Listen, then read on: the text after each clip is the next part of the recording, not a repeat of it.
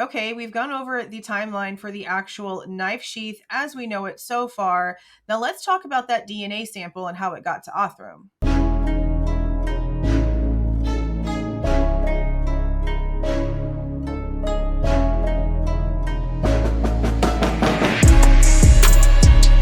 Hey guys, this is Jules with True Crime Reactions.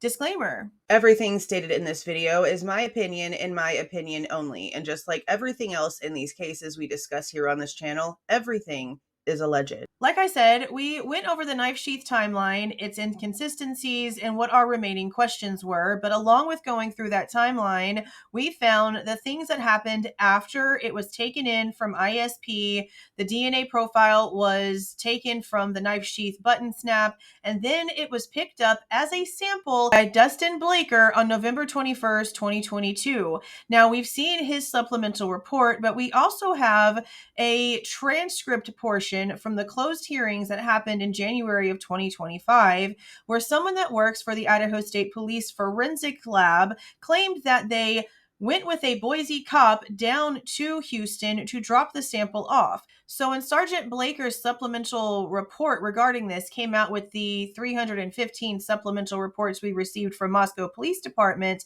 he not mentioning anything about Matthew Gamet going with him whatsoever was interesting. So I have a few questions, but let me show you exactly where we're getting this information from. If you missed the knife sheath timeline video, this is what it looks like. I'll have a link for it down in the description box. We then see that Sergeant Blaker picks up the knife sheath sample, meaning the DNA sample that was taken from the extraction on 11/21 of 22, but does not leave to go to Texas, where Othram is located right outside of Houston, Texas in the Woodlands until 11/22 of 22. Now, this report came out after we ended up getting the transcripts from the closed session in January, where we did hear a sort of similar story from Matthew Gamet with ISP.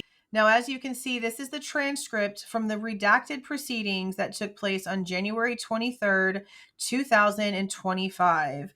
We're going to go down here to page, is it 83 or 85? 84 right here, where we have Matthew Gamet coming in to be questioned by Ann Taylor. It says that he is the Idaho State Police Forensic Services Laboratory System Director. Now, if you control F and type in Houston, it goes down to page 96, but let's scroll up just a little bit to page 95. Right here, the question that Ann Taylor asks is this: was this the first case that Othram worked pursuant to that contract? No, I don't believe so.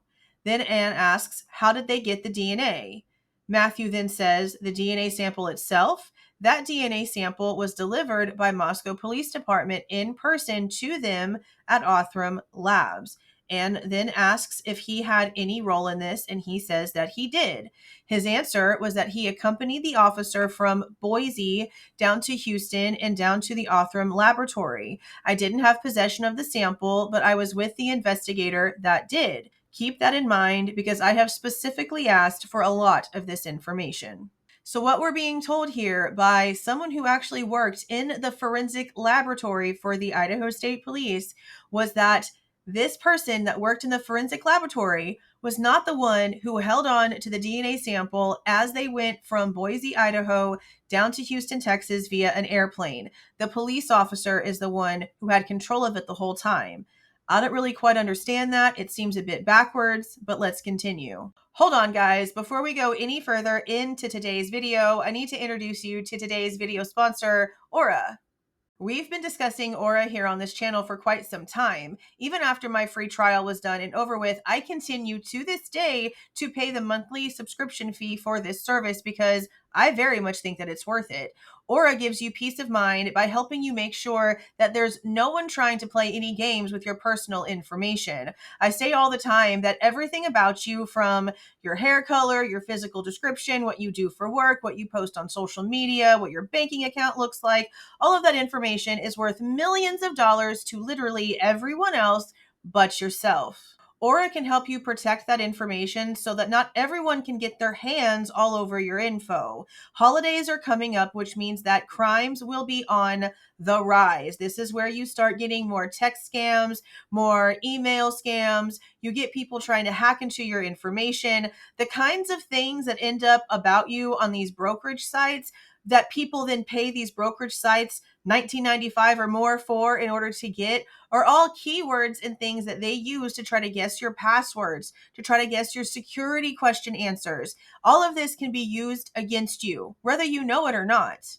Do not leave yourself vulnerable any more than you absolutely have to. If there's an affordable tool that you can use to protect yourself, throwing a few dollars at something that can protect you is a lot better than having to rebuild everything because somebody came and took it all away. You don't have to believe me, but go ahead and take a look for yourself. Go to any search engine that you want to, put in your name, and see just how much of your information is out there and is accurate. You're not going to like it.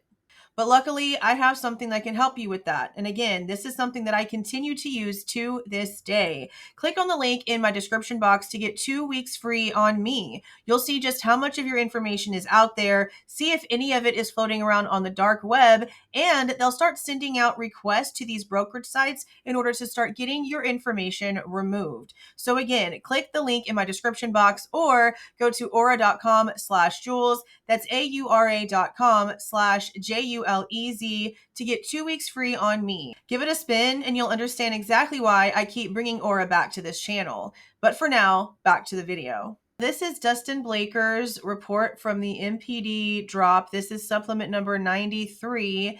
As you can see here, he didn't even write this report until January 4th, 2023, but this took place on November 21st, 2022. It states, I traveled from Moscow, Idaho to Meridian, Idaho to drop off evidence at the Idaho State Police Forensic Laboratory located at blank Meridian, Idaho. After getting evidence checked into the lab, I signed for a DNA profile which had been generated by the ISP Forensic Lab. This DNA profile was collected from a knife sheath which was found by ISP investigators from District 2 during the initial search of 1122 King Road on November 13th.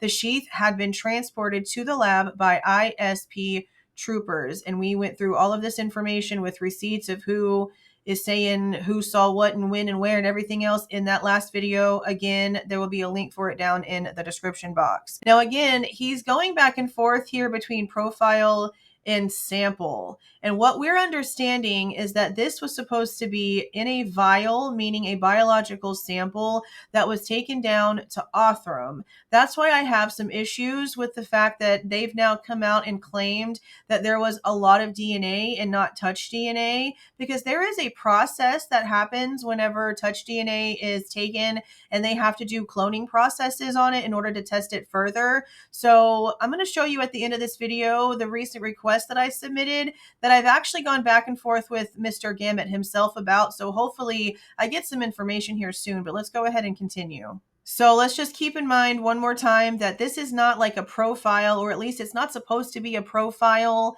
that's going to be taken down to Othram here. It's supposed to be a biological actual sample in a vial that Othram then has to go and do their own testing on. The DNA profile was stored in a vial, which was then packaged in an evidence envelope by ISP lab technicians and properly sealed with evidence tape. I signed the package showing I was taking possession, meaning Blaker, of it on 11/21/22, sometime between 1630 and 1700 hours Mountain Time. Once I took possession of the DNA profile, it stayed in the box provided to me by the ISP lab until 11/22/22 at around 3:30 in the morning, when I removed it from the box and placed it in a small backpack. The backpack then stayed in my possession. The only time I was not physically holding the backpack was when I went through TSA security at the Boise airport. I was able to see the backpack as it went through the security system and subsequent check of my carry-on by TSA security. The envelope the DNA sample was in never left the backpack at any time during the security check by TSA. I arrived in Houston, Texas at around 1400 hours Central Time or 2 p.m. I traveled to Othram, Inc., which is located at blank in the Woodlands. There's no reason to block it out. It's public information. I arrived at Othram at around 1510, so around 3:10 in the afternoon. I handed the envelope with the DNA profile to a JF, an employee for Othram. Keep that in mind here in a second. We completed the chain of evidence paperwork both on the envelope and also on a form provided to me by Othram. I have burned all of these files onto a DVD, which was booked into evidence. Now, he says that he handed it to an employee. The way that the married couple that own and operate Othram talked about this at CrimeCon, it's as if they met with them in person themselves and gave them like a tour. I flew the DNA down to the Woodlands, Texas, walked through the lab, asked questions, felt comfortable, left the DNA. It was the day before Thanksgiving. None of us on our team had Thanksgiving that year. We stayed at the lab for 48 hours, building a DNA profile, uploading it to the databases, looking at all the matches, and finally finding the leads that were necessary to identify Bryan Kohberger.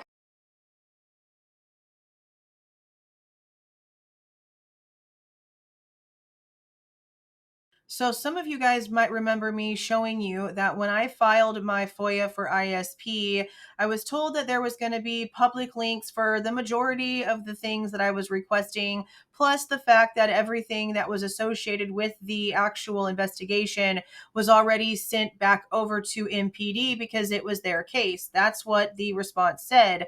But at the bottom of it, it was also stated to me that my information was going to be forwarded over to the forensics department because I had specific things that I was wanting from forensics. Now, I was also advised to put in a new request specifically for my forensic type questions. Now, I ended up actually last night, and I'm recording this on 9/23, so this was the night of 9/22. I actually went in and submitted a new FOIA specifically for the information regarding the journey of the knife sheath from 11/16/22 when they received it up until Blaker ended up picking up the sample and the trip that was taken by him and Gamut down to Houston. And I made it known exactly what I was asking for. So let me go ahead and show you this correspondence. Mr. Gamut himself is the one that ended up responding to both of my requests, the one that was sent over to them directly from the FOIA department a week and a half, 2 weeks ago, and the one that I ended up submitting last night. So whenever he responded to me asking specifically what I was looking for when it came to the knife sheath, this was my response. I was advised to submit a new FOIA with my direct request after this one was submitted. So I actually just submitted a new FOIA last night requesting something from you directly regarding you and Sergeant Blaker's trip to Houston. These two requests really go hand in hand. The majority of my request is for the knife sheath. I understand things are being made public in segments. New photos were just released yesterday that I am reviewing now, and I see that there are reports being worked on as we speak.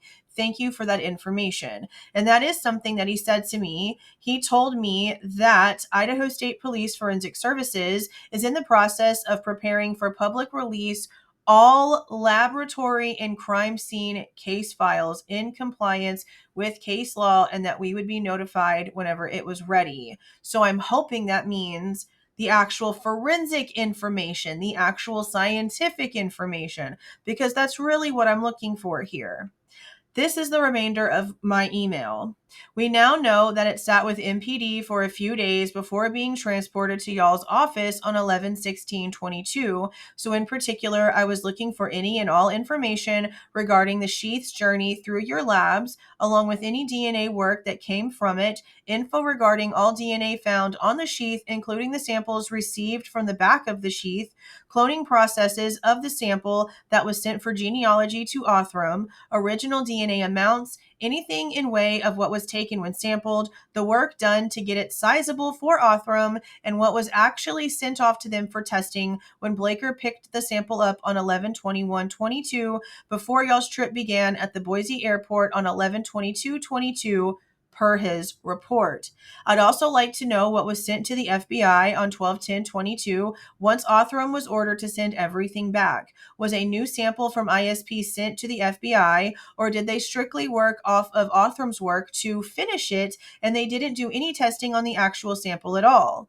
Anything regarding this and any information regarding your trip with Blaker to Houston would be great. So to answer what was needed for email keywords, any emails or correspondence with information regarding the processing of the Sheath and the transfer of samples via the trip to Houston, and the information received and sent back and forth between ISP and Othram and the FBI. I understand the FBI may have their own files, but I know there are things on all ends for the majority. Photos of the Sheath's placement, be it as redacted to remove the victims as need be. Specifications on who truly saw the Sheath for the first time, as Blaker's report states ISP found it during processing and it was partially covered by a blanket per Talbot, but MPD reports Brett Payne found it and FBI has reported the Sheath was not seen until the blanket was fully removed. I am just looking for anything that can show a definitive answer to any of these inconsistencies.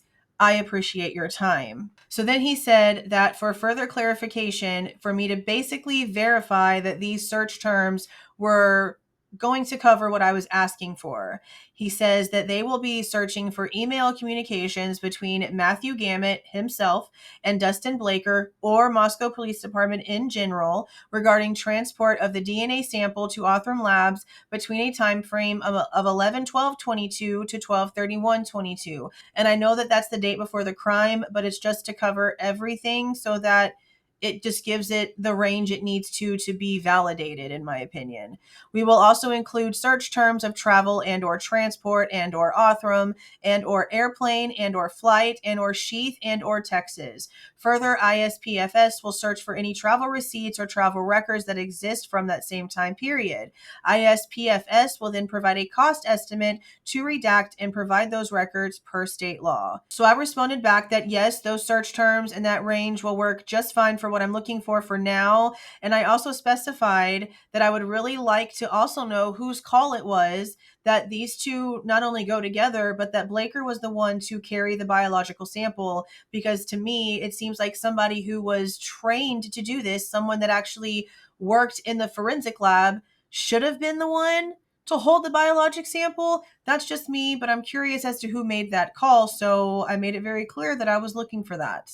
So it's good to know that the forensic lab at the Idaho State Police are getting ready to release some information to the public regarding the actual forensics and the lab reports and everything. What I am really curious about, though, is something pretty specific. So I don't know if that stuff would have been included in what's going to come out publicly or not. All I know is that in the responses that I'm getting, he is very direct in which ones he's stating, hey, we're getting public stuff ready to go, and then, hey, we need some more specifics here. So it sounds like what I'm asking for isn't going to be included in the public information. So I'm glad that I'm asking because I'm really curious about this. So I'm just going to assume that what I'm asking for is not part of this information that's getting ready to go public. So I'm glad that I asked, and I hope that I get it really soon here. I appreciate Matthew Gamet sitting there and taking the time to pay attention to what I'm actually requesting and showing me that he's paying attention. So I'm hoping that the information that we get answers some questions,